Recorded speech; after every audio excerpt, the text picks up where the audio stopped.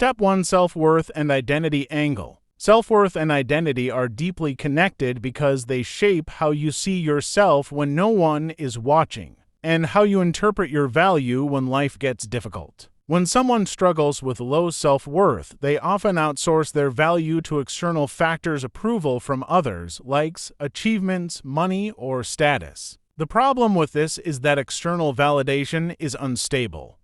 It changes depending on circumstances, trends, and people's opinions. So, if your identity is built on those things, your sense of self becomes fragile. You feel high when things go well and completely lost when they don't. A strong self-worth and identity angle means shifting from external validation to internal foundation. Instead of asking, "Am I good enough for them?" the question becomes, "Am I aligned with who I want to be?" That shift is powerful because it puts control back in your hands. You stop waiting for permission to feel valuable and instead start acting in ways that reinforce your own standards. For this mindset comes from real-life patterns. People who succeed long-term are not always the most talented, but they are usually the ones with a stable identity. They know who they are even during failure. They don't collapse when they lose opportunities because their identity is not tied to temporary outcomes. Instead, they see failure as feedback, not as a definition of their worth. Identity also acts like a compass for behavior. If you see yourself as someone disciplined, you will naturally feel discomfort when you procrastinate. If you see yourself as someone improving daily, you will look for growth even in small actions. This is why identity is more powerful than motivation. Motivation fades, but identity continues to influence decisions even when you don't feel like it.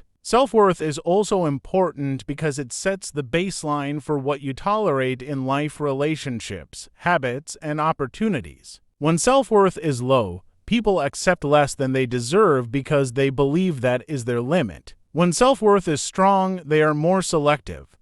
Not out of ego, but out of respect for their own growth. In essence, building self-worth and identity is about reprogramming your internal narrative. You stop identifying as someone trying to be better and start identifying as someone who is already in the process of becoming better. That subtle shift changes behavior, decisions, and eventually outcomes. The real transformation happens when your identity is no longer dependent on what happens to you, but on how you choose to respond. That is where stability, confidence, and long-term direction come from. Stay 2. Confidence and independence angle. Confidence and independence are often talked about like personality traits, but in reality, they are built systems of thinking and behavior. They don't come from feeling sure all the time, they come from repeatedly proving to yourself that you can handle situations without relying too heavily on external validation, guidance, or emotional dependence. Confidence is not the absence of doubt, it is the ability to act despite doubt. Many people misunderstand confidence as being loud, always correct, or never afraid. But real confidence is quieter and more grounded. It shows up when you still move forward even when you're unsure of the outcome. It is built through experience, failure, learning, and repetition. Each time you face uncertainty and survive it, your mind records evidence that you are capable. Over time, that evidence becomes self-trust. Independence, on the other hand, is the structure that supports confidence. It is the ability to make decisions, solve problems, and carry responsibility without needing constant reassurance from others. Independence doesn't mean isolation, it means self-reliance. You can still listen, learn, and collaborate, but the final direction of your life is not controlled by fear of others' opinions or dependence on their approval. The justification for this angle becomes clear when you look at real-world outcomes. People who lack confidence often delay action. They overthink, second-guess, and wait for perfect conditions or external approval before making moves. This leads to stagnation. Meanwhile, individuals who develop confidence and independence take imperfect action. They learn faster because they are engaged in real feedback loops instead of mental simulations of failure. Independence also protects mental stability. When someone is emotionally or decisionally dependent on others, their mood and direction constantly fluctuate based on external input, criticism, rejection, or approval. This creates instability because control is outside of them, but when independence is developed, emotional balance improves because decisions and self-worth are anchored internally. Another important aspect is responsibility. Confidence grows when you take ownership of outcomes instead of blaming circumstances. Independence also builds clarity. When you rely too much on others, your direction becomes fragmented to many opinions, to many influences, too much noise. In essence, confidence and independence form a cycle. Independence leads to action without reliance on approval. Action creates experience. Experience builds confidence. Confidence reinforces independence. This cycle becomes stronger over time, and it is one of the main reasons why some people grow steadily while others remain dependent on external motivation. Step 3: Social pressure and expectations angle is about how people's behavior, decisions, and self-image are heavily influenced by what they think others expect from them: family, friends, society, or even online audiences. It's one of the strongest invisible forces shaping identity, especially in today's social media-driven world. At its core, social pressure comes from the human need to belong. We naturally want acceptance, approval, and respect from the group we identify with. Because of this, people often adjust their actions not based on what they truly want, but based on what they believe will make them fit in or avoid criticism. Expectations can come in many forms: academic success, career choices, financial status, appearance, or even lifestyle timelines like "by this age you should already be successful." The justification behind its strong influence is psychological. Humans are social beings, and historically, survival depended on being part of a group. Being rejected once meant danger or isolation. Even though modern life is different, the brain still reacts strongly to judgment, rejection, and comparison. That's why social pressure can feel emotionally heavy, even when the expectations are not realistic. However, this angle becomes especially powerful when you look at its downside. Social pressure can push people to follow paths they don't actually want, like careers chosen to please family, compare themselves constantly with others, hide their true identity or struggles, feel behind in life even when they are progressing normally. On the other hand, it can also create motivation.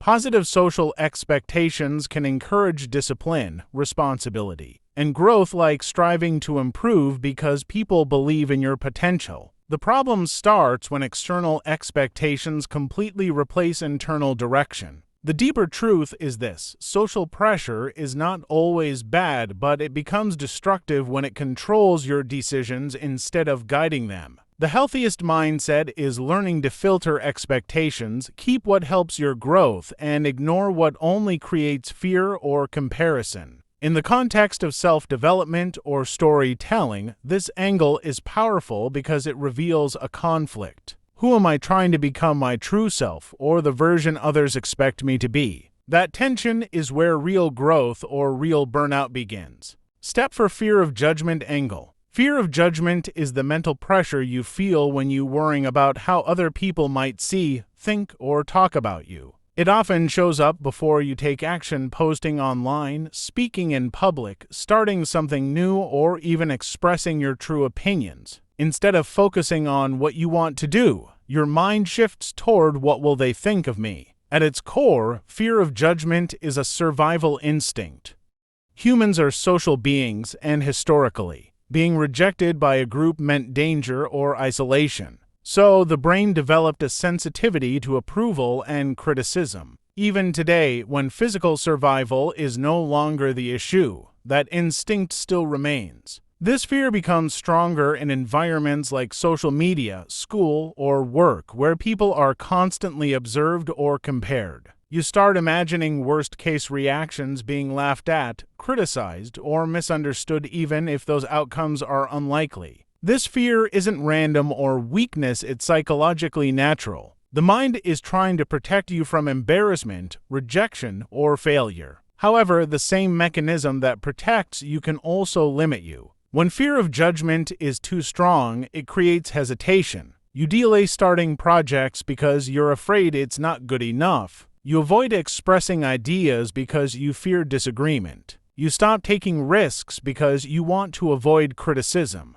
But here's the key justification: most people are far less focused on judging you than you think. Everyone is mostly concerned with their own lives, problems, and insecurities. The audience in your mind is usually much louder than reality. The deeper truth. Fear of judgment often hides a deeper desire, the need to be accepted while still wanting to be authentic. The conflict between those two creates internal tension. But growth usually happens when you choose action over approval. People who succeed in content creation, business, or leadership are not free from judgment. They simply stop letting it control their decisions. Fear of judgment is normal, but it becomes limiting when it dictates your actions. The goal isn't to eliminate it completely, but to recognize it, understand it, and act anyway. Because in most cases, the judgment you fear is either temporary, exaggerated, or irrelevant to your long-term goals.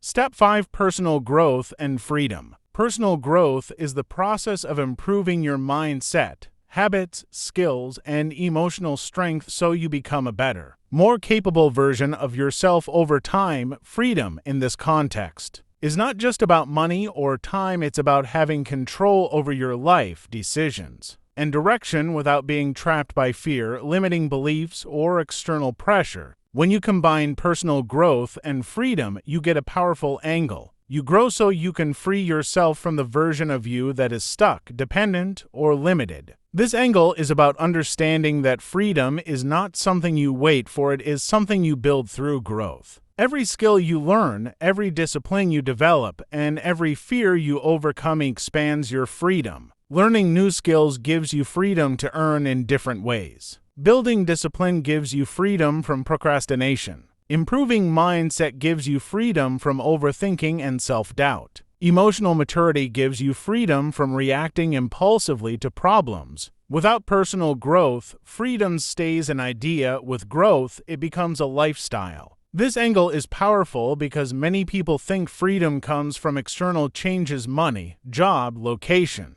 But in reality, those things are limited if the person hasn't grown internally. If someone lacks discipline, more freedom often leads to wasted time. If someone lacks skills, more opportunity still leads to struggle. If someone lacks mindset control, success still feels stressful. That's why personal growth is the foundation. It ensures that when freedom comes, you can actually handle it, use it wisely, and sustain it. In short, growth builds capacity. Capacity creates opportunity. Opportunity leads to freedom. So the real message of this angle is, you don't wait for freedom to grow, you grow to earn real freedom.